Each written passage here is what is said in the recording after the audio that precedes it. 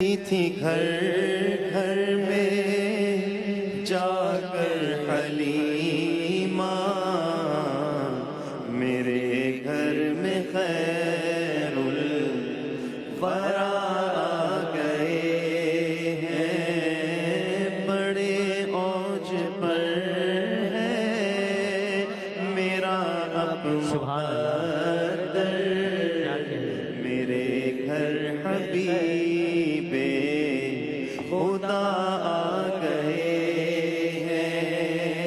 یہ ظلمت سے کہہ دو کہ ڈیرے اٹھا لے، سبحان اللہ ہیں ہر طرف اب اجالے اجالے، کیا کہنا ہے؟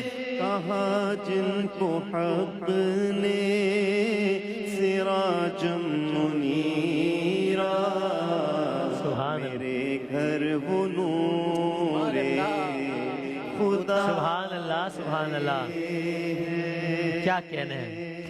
تو سرکار دو عالم صلی اللہ علیہ وآلہ وسلم کی ذات مبارکہ کے حوالے سے یہ سیریز جاری ہے، اور بات یہاں تک پہنچی کہ سرکار دو عالم صلی اللہ علیہ وآلہ وسلم قبیلہ بنی سعد پہنچ گئے، یعنی کہ دائی حلیمہ نے آپ کو پا لیا اور آپ کو لے کر واپس اپنے گھر آ گئی۔ اگر سرکار دو عالم وہاں پہنچے ہیں تو وہاں آپ کو بالکل اپنے گھر جیسا ماحول ملا ہے۔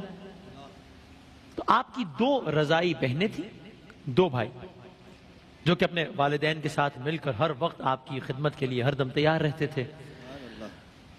تو سرکار دو عالم صلی اللہ علیہ وآلہ وسلم نے صحرا اور بیابانوں کے ماحول میں ایک خاص انداز میں تربیت پائی، بظاہر ظاہر ہے، ورنہ تو کوئی ماحول یا کوئی بھی ارد گرد کا ایٹماسفیئر محتاج نہیں ہے اس بات کا کہ سرکار اس نے تیرے سے تربیت پائے۔ ظاہر یہ تو میں ہمیشہ کہتا ہوں کہ یہ ہر زبان کی، ہر بیان کی، ہر مکان کی اس کی خوش نصیبی ہے اگر وہ سرکار سے منسوب ہو جائے۔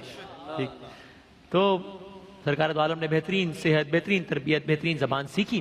تو اب حفیظ جالندری صاحب سرکار دو عالم صلی اللہ علیہ وآلہ وسلم کی رہائش کے دنوں کو ان الفاظ میں بیان کر رہے ہیں کہ اب وہاں آ گئے ہیں اور اب وہاں پر کس انداز سے رہ رہے ہیں۔ حلیمہ کا گھرانہ خوش تھا اپنی خوش نصیبی پر، اور ظاہر ہے اس سے زیادہ بڑی دولت کیا مل سکتی ہے؟ ہمیں کوئی چھوٹی سی دنیاوی خوشی مل جاتی ہے، ہم خوش ہو جاتے ہیں، یہاں سرکار مل گئے بھائی۔ حلیمہ کا گھرانہ خوش تھا اپنی خوش نصیبی پر، یہ بچہ یعنی میرے سرکار، یہ بچہ ایک دامن تھا یتیمی پر، غریبی پر، تھا ایک سادہ سے گھر میں دولت کونین کا وارث۔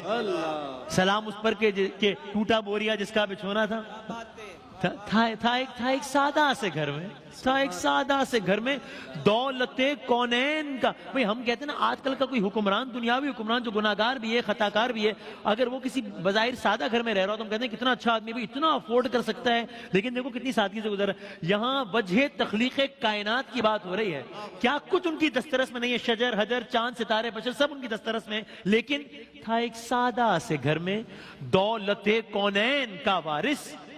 رضائی ماں حلیمہ تھی، رضائی باپ تھا حارث۔ اب یہ میرے دوستوں کے لیے، میں ہماری اپنی ایجوکیشن کے لیے، رضائی ماں حلیمہ تھی، رضائی باپ تھا حارث، رضائی بہنیں شیمہ اور انیسہ، بس یہی دو تھیں، عفیفہ تھی، محبت کرنے والی تھی، دعا گو تھی۔ اب حفیظ جالندری صاحب نے اتنے خوبصورت اشعار لکھ دیے کہ اس پر کچھ مزید کہنے کی ضرورت نہیں ہے، خود اشعار سمجھا رہے ہیں کہ کیا معاملہ ہے۔ رضائی بہنیں شیمہ اور انیسہ، بس یہی دو تھیں، عفیفہ تھی، محبت کرنے والی تھی، دعا گو تھی۔ رضائی بھائی دو تھے جن میں عبداللہ ہم سن تھا، یہ سب نگراں تھے جب اللہ کا محبوب کم سن تھا، یہ سب نگراں تھے جب، کیا کہنے، ہم سن کم سن، یہ سب نگراں تھے جب۔ رضائی بھائی دو تھے جن میں عبداللہ ہم سن تھا، یہ سب نگراں تھے جب اللہ کا محبوب کم سن تھا۔ نجات دو جہاں تھی جس کے دامان کریمی میں، نجات دو جہاں تھی جس کے دامان کریمی میں، وہ بچہ پل رہا تھا آج آغوش یتیمی میں، وہ بچہ پل رہا تھا آج اور کون بچہ؟ وہ بچہ پل رہا تھا آج آغوش یتیمی میں۔ کون بچہ؟ وہ بچہ، ہاں وہ بچہ جو سبق آموز دنیا تھا، گلے تقدیس تھا لیکن نظر افروز صحرا تھا. گلے تقدیس بھی تھا لیکن نظر افروز سے. اب آپ سنیے جناب حفیظ عامر فیض صاحب, آپ حفیظ جالندری صاحب ایک تمنا بیان کر رہے ہیں, خواہش بیان کر رہے ہیں, اور کیا کیا خوبصورت, یعنی حفیظ جالندری صاحب کے اشعار پہ انسان فدا ہو جائے. شاعر کہتے ہیں تمنا تھی حفیظ, کیا تمنا؟ تمنا تھی حفیظ اے کاش عمر نوح مل جاتی. اب نوح علیہ السلام کا قصہ جاری ہے, آپ سب کے ذہن میں ہے ساری بات. قرآن مجید کی ایک آیت کا ترجمہ ہے کہ ہم نے ان کو 1000 میں 50 برس کم, یعنی 950 سال کی عمر دی. تو اب حفیظ جالندری صاحب اچانک سے بیان کرتے کرتے یہ کیوں کہہ رہے ہیں تمنا تھی حفیظ اے کاش عمر نوح مل جاتی؟ کیوں کہہ رہے ہیں اچانک؟ آگے مزید کہہ رہے ہیں کہ میرے قالب کو ایک جبریل کی سی روح مل جاتی.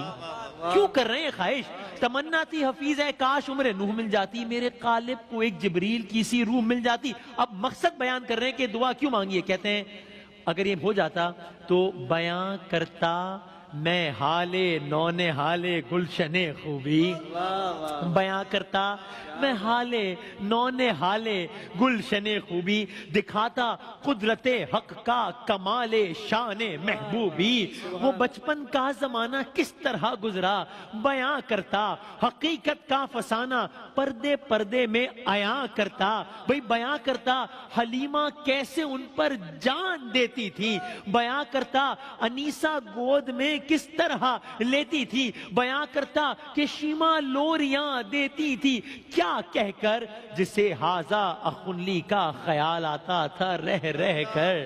بیان کرتا حفیظ جالندری صاحب تمنا کر رہے ہیں کہ بھئی عمر نوح مجھے کیوں مل جاتی, اگر مل جاتی تو میں کیا کرتا.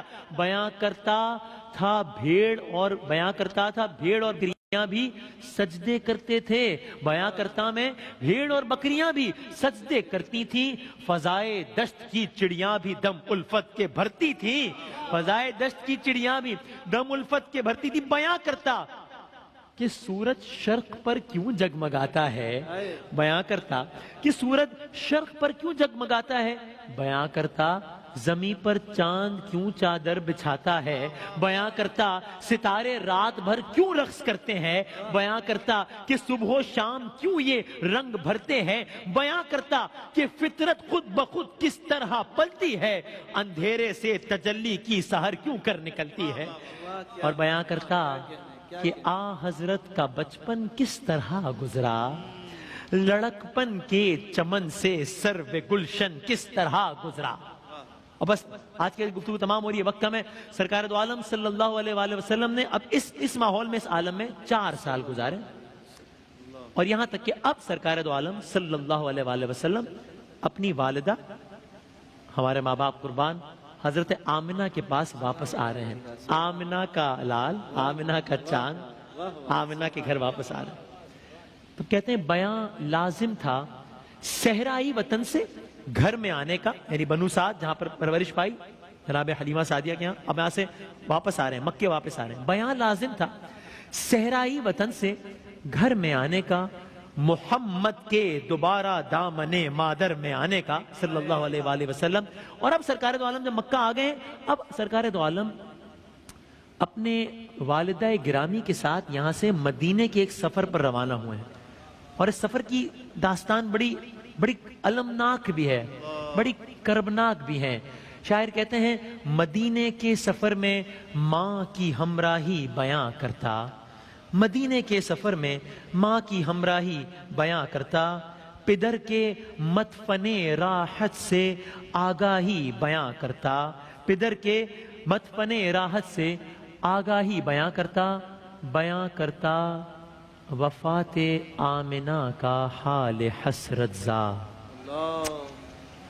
بیان کرتا وفات آمنہ کا حال حسرت زا. سرکار دو عالم صلی اللہ علیہ وآلہ وسلم کی والدہ اس جہاں سے رخصت ہو گئی. والد گرامی کا انتقال تو آپ کی پیدائش سے قبل ہو چکا تھا. اب والدہ کا سایہ بھی سر سے اٹھ گیا ہے. سرکار دو عالم کو چشم فلک نے کس حالت میں دیکھا, کس حالت غم میں دیکھا. محمد صلی اللہ علیہ وآلہ وسلم کی والدہ گرامی رخصت ہو گئی ہیں. یہ منظر سرکار دو عالم صلی اللہ علیہ وآلہ وسلم کی والدہ کے اس جہان سے جانے کا, اور اس وقت سرکار نے جس انداز میں غم کیا، افسوس کیا، کل بیان کریں گے انشاءاللہ۔ ماہ رمضان یوں آ گیا، بن کے رحمت یہ پھر چھا گیا، کیسے تجھ سے کروں سامنا، گر رہا ہوں ذرا تھامنا، کل جہاں